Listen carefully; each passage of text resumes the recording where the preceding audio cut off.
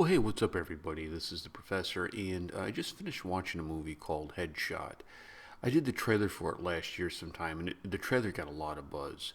I was really surprised for a Malaysian film, like how many views we got on it. It was something in the thousands, 10,000, 20,000, which is a lot for me on a Malaysian film. I don't tend to carry the Malaysian market well, and and the trailer looked really good, and so I'm going through Netflix, I'm flipping through, and I see, oh, there's Headshot.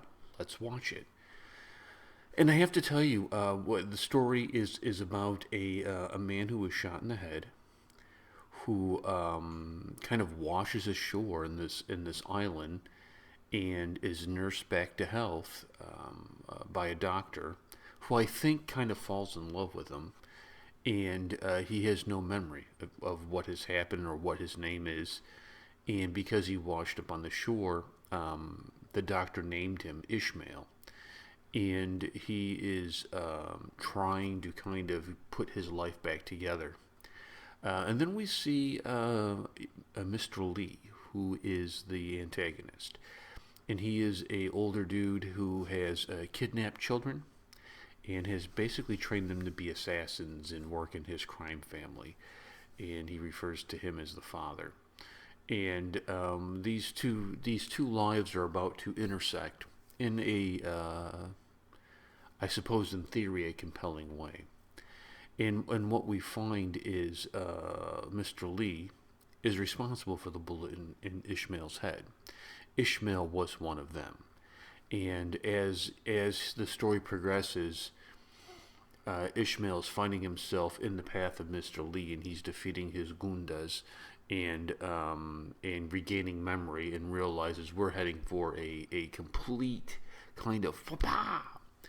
Um, and I suppose on paper, the story would sound really good.